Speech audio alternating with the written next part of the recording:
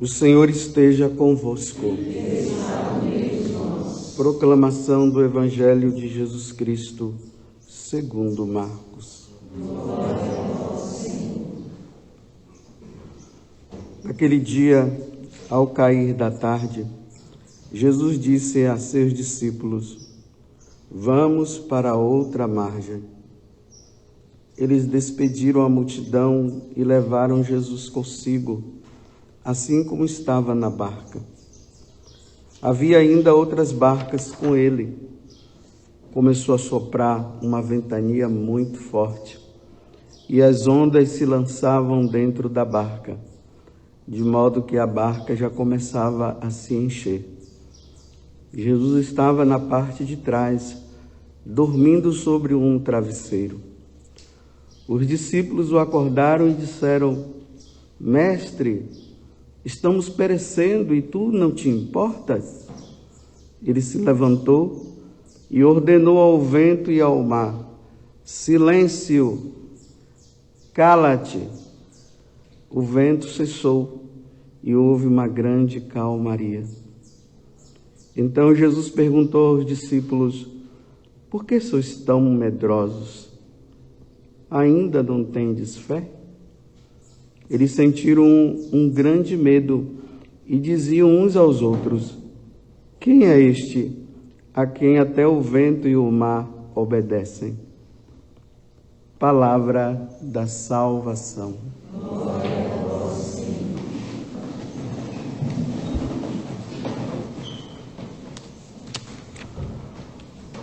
Teve uma vez que em uma das peregrinações que eu fiz, e naquele passeio que a gente faz ali no barco, no mar da Galileia, o céu estava assim, quase que bem nublado, mas não estava ameaçando chuva nem nada. Em um determinado momento, quando nós já estávamos lá, assim quase no meio, do mar, aí começou a vir esse vento forte. E realmente causa um certo medo de quem está ali dentro, viu? Aí eu brincava até com o pessoal: "Bem, pelo menos eu sei nadar." Eu brincava assim, Mas causa um medo.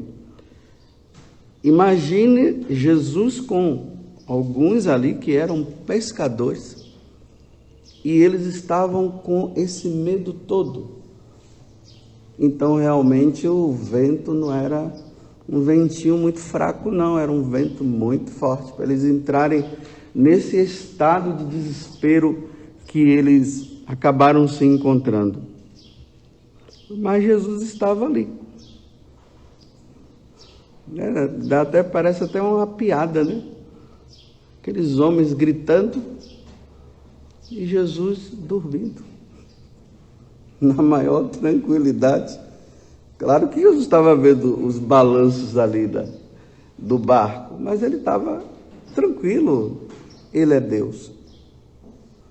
Na teologia católica, sempre quando se fala de barco, nós devemos lembrar da igreja.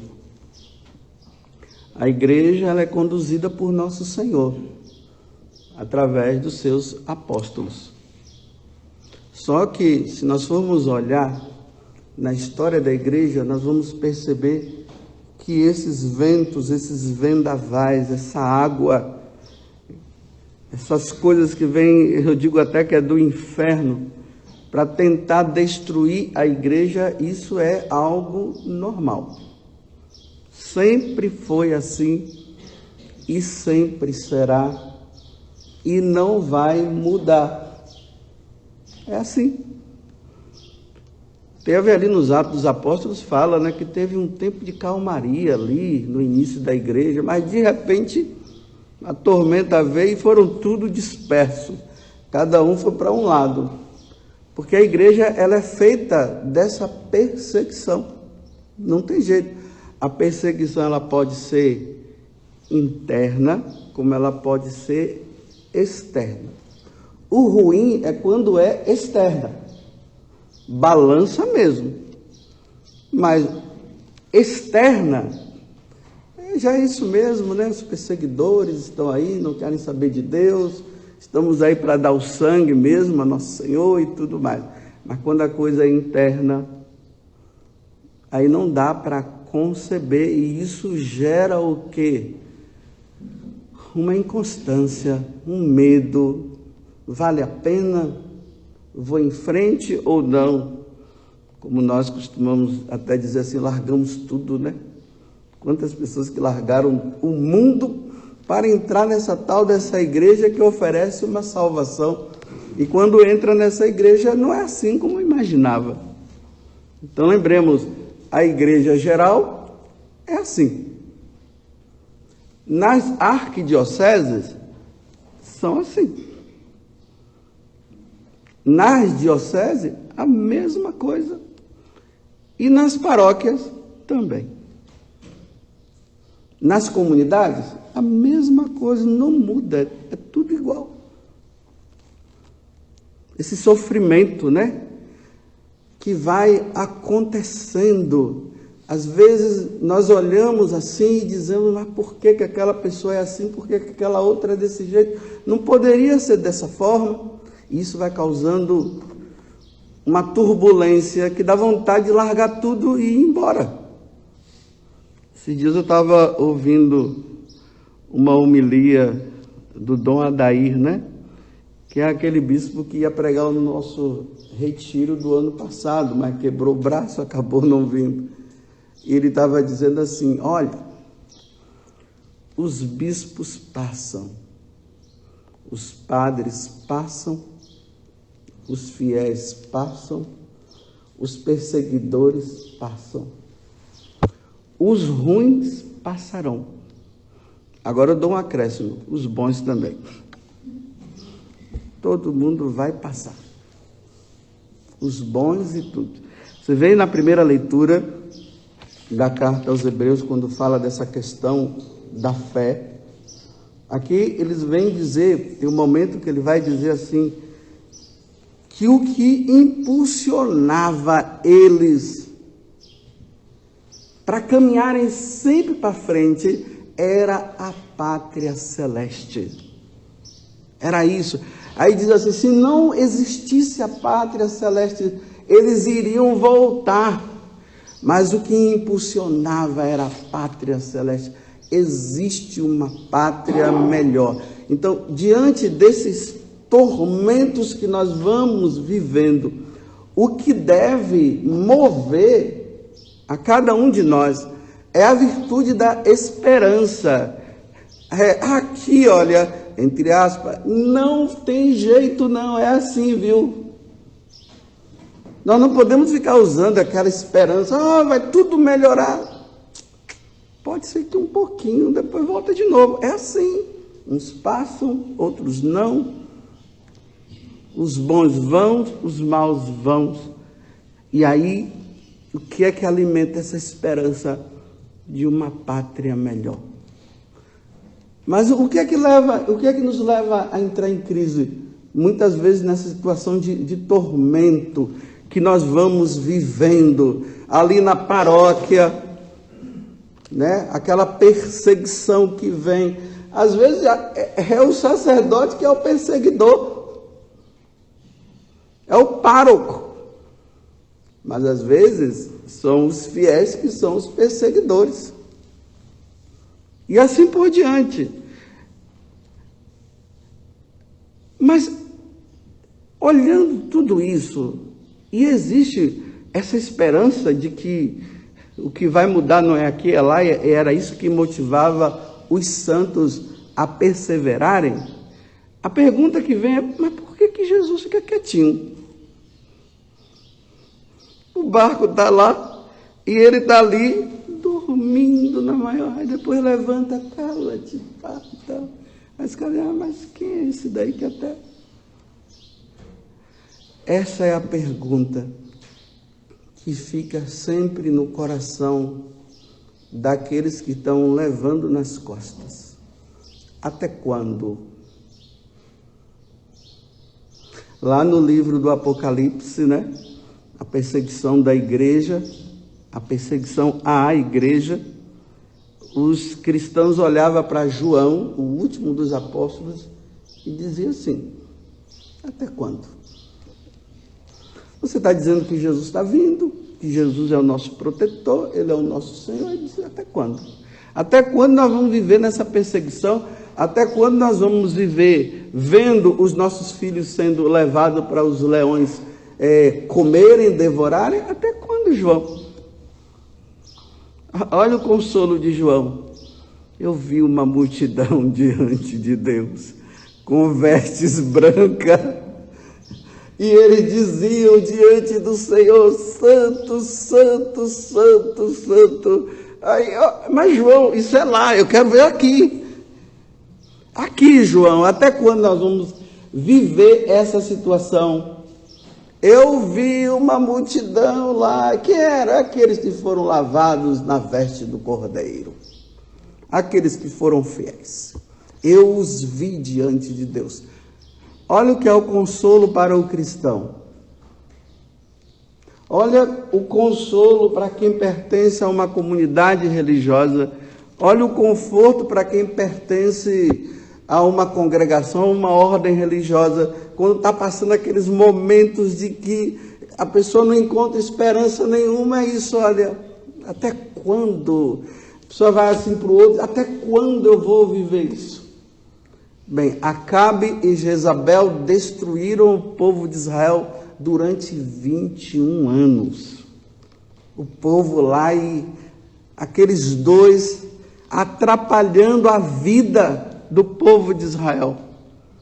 Até quando? 21 anos depois se resolveu a coisa, mas depois vieram outras.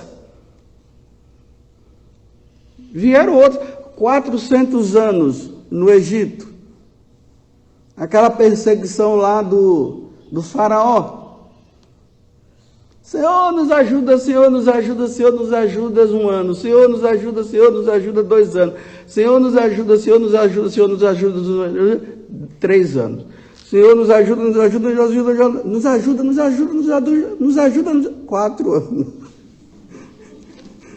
400 anos depois, aparece um tal de Moisés. E vai e ajuda. Mas por que Deus fica quietinho? Aqui existe um mistério que os cristãos de hoje não entendem, que é o mistério da provação. Ninguém vai entrar lá na eternidade em berços esplêndidos, não. Porque nós estamos caminhando para lá. Mas enquanto nós não chegamos lá, Deus permite que passemos por determinadas provas, para ver se realmente nós somos dignos de chegar lá. Se até o filho dele foi provado. Imagine Jesus passando por aquela perseguição, todo o sofrimento, desde o nascimento até a morte, foi essa luta. E cadê o pai que não faz nada, né? O meu pai é maravilhoso, e não sei o quê, Aba, que quer dizer papaizinho. Olha, mas que maravilha de pai é esse que deixa Pilatos fazer essas coisas com você? Que maravilha de pai é esse que deixa Herodes fazer essas coisas? E o Sinédrio também. E Judas também. Que pai é esse? É o pai que prova. As consequências do pecado original gerou tudo isso em nós. E como eu dizia ontem, né? A nossa santificação, nós precisamos colocar os propósitos para que nós possamos encontrar força, e aí nós vamos caminhando. Aí vem a parábola do joio e do trigo, né? O bom e o ruim, um do lado do outro. Ali. Né? O Salmo 72, o 73, se vocês puderem ler, vocês leiam. Aí tem um momento que o salmista, ele diz bem assim: será que vale a pena ser bonzinho? Vale a pena? Porque ele só via transtorno. Os maus sempre numa boa. Será que vale a pena? Aí ele tem uma iluminação, né? Nos versículos seguintes, ele tem uma iluminação e diz: os maus serão ceifados por Deus, e os bons não. Ele disse: olha, lá no céu eu só tenho Deus, aqui na terra, fora Deus, quem é que eu tenho? Eu só posso contar com Ele. E esperar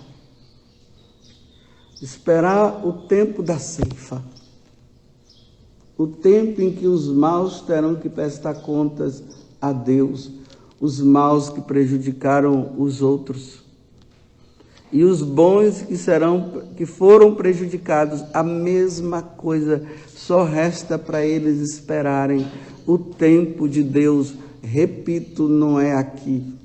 Não esperem o tempo de Deus aqui. O tempo de Deus é sempre depois. Porque Deus, Ele vai dando a chance, né?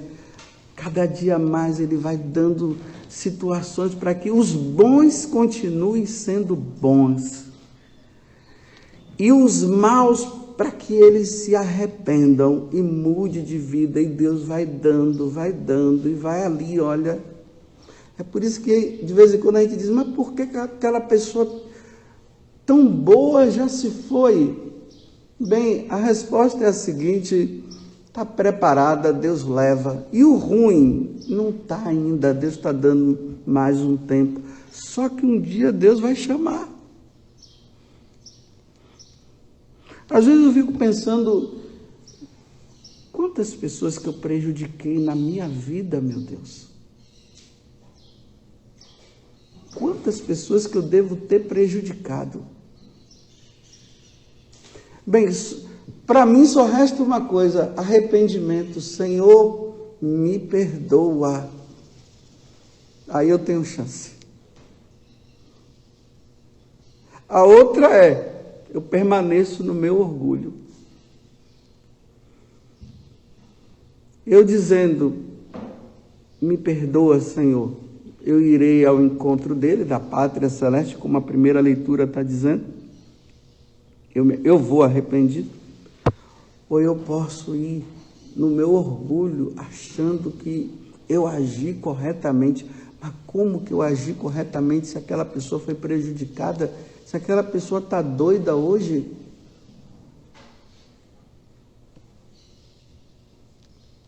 Se aquela pessoa está meio perdida? E eu achar que está tudo bem, está tudo certo, mesmo que eu estivesse bem, certo, mas pelo menos causei um mal, aquela pessoa está doida. Então, vamos atrás do doidinho para tentar fazer alguma coisa pelo doido, pelo menos reparar o mal que eu fiz.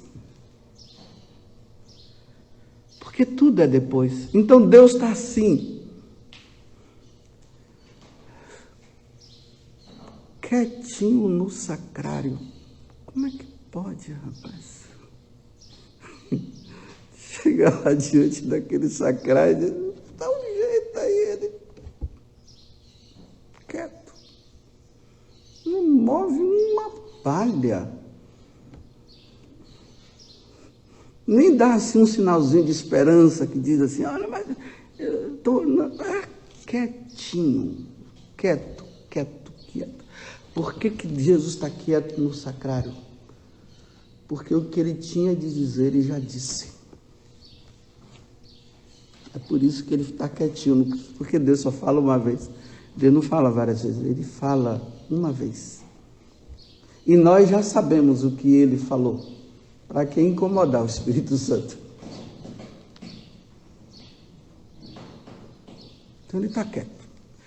No momento que nós não sabemos, ele vai se erguer e vai dizer: cala-te. Bem, no juízo final vai ser assim, nos tempos finais, né? A igreja vai passar por essa prova tão grande. Aí o pai vai dizer assim: basta, vai lá, meu filho, resolve o problema. O tempo acabou. Quem mudou, mudou. Quem não mudou, não mudou. Mas não dá mais. Ou a outra coisa vai se dando assim, né? Quando ele vai colhendo. Olha, Nero fazendo um grande mal, foi colhido. João, ali no tempo de Nero, né? Foi também. Nero para um lado, João para o outro. Sim.